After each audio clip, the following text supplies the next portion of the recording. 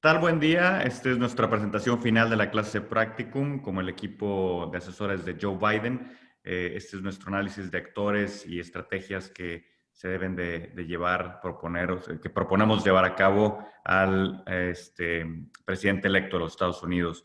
Gisela Rubac, Ingrid Fernández, Cristian Andrade y Víctor Guerra somos el equipo de asesores de Biden.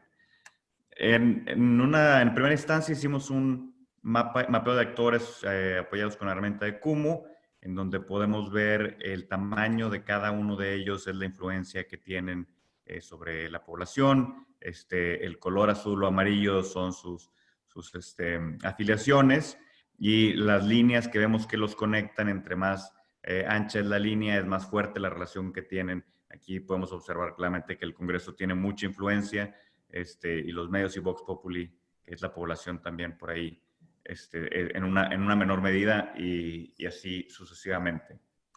En nuestra herramienta de drama, donde pusimos las opciones de los actores, después de nuestro análisis, los mayores de los dilemas, el mayor proporción de los dilemas es de persuasión y de amenaza. Aquí podemos ver algunos de ellos, de las opciones propuestas por Biden, entre ellas el Plan Nacional de Vacunación y el Plan de Equipamiento de Personas Esenciales, y el de Trump, que tiene varias opciones como reconocer su derrota o negociar su perdón anticipado, o seguir en su narrativa, que es principalmente lo que creemos que va a pasar al final. Esta es la tabla del resumen de la confrontación, donde podemos ver los altos porcentajes de los dilemas de persuasión y en menor, pero también hay que tomarlo en cuenta, de amenaza. Y continuamos con Gisela. Bueno, como resultado de este análisis, vemos como conclusión que uno de los dilemas principales a enfrentar es el tema de la persuasión, y vemos 3 puntos importantes que tendrá y recomendamos para el presidente electo, para Biden. Primero es todo este tema de la relevancia de la investigación científica y personal de salud, no nada más con el tema de que ya viene la vacuna, sino en la búsqueda de, aparte de la vacuna, otro tipo de tratamientos ante la explosión nuevamente de los rebrotes.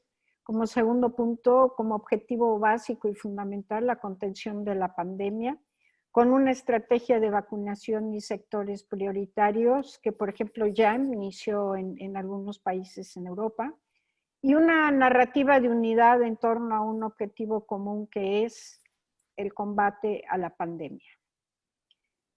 ¿Qué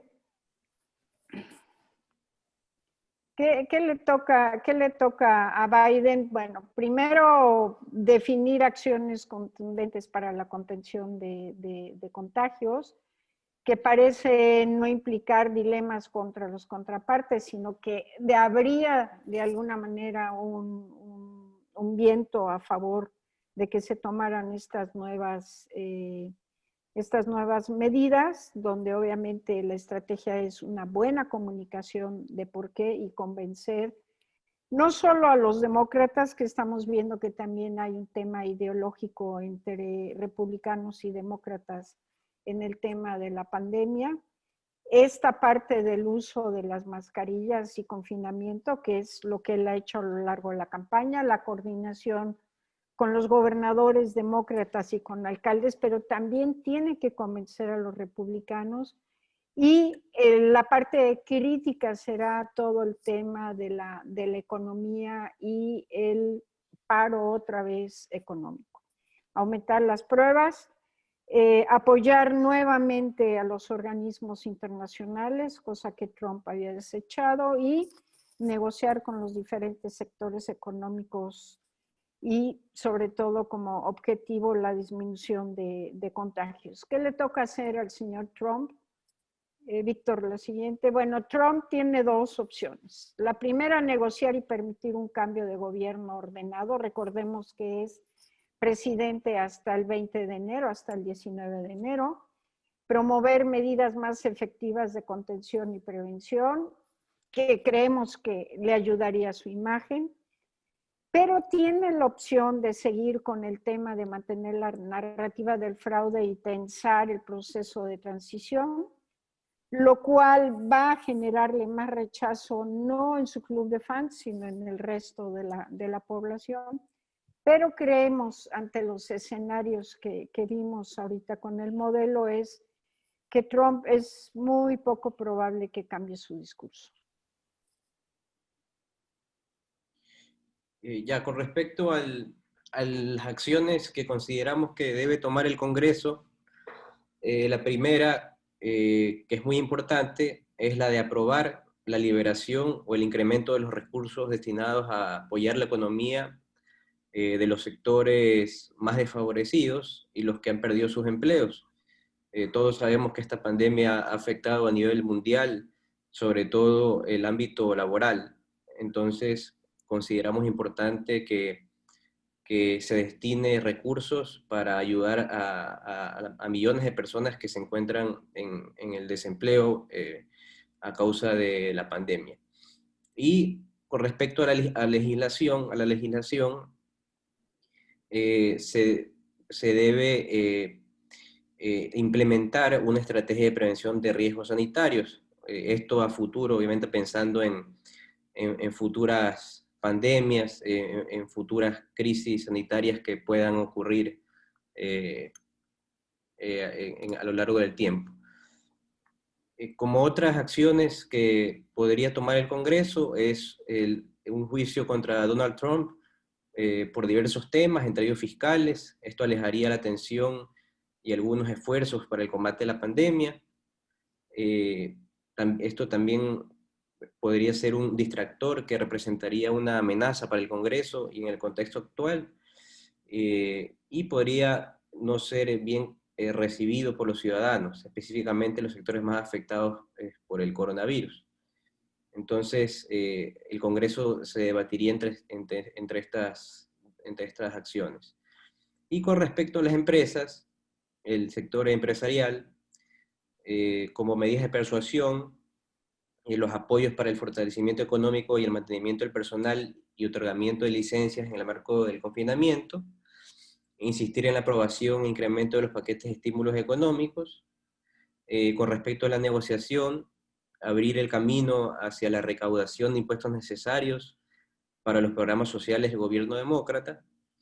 Y con respecto al compromiso, la inversión en tecnología para la migración de autos a combustión, de vehículos eléctricos, inteligencia artificial, aplicada a prevención de desastres médicos y seguimiento de contactos, y también evitar los despidos de más trabajadores. Esto es sumamente importante. ¿Para qué? Para evitar el impacto en peticiones de seguros para desempleo y afectaciones a sectores vulnerables como las mujeres. Respecto a los laboratorios y la FDA, consideramos que las complicaciones de la logística para tanto la producción como la entrega de vacunas podría afectar considerablemente la estrategia para contener la pandemia.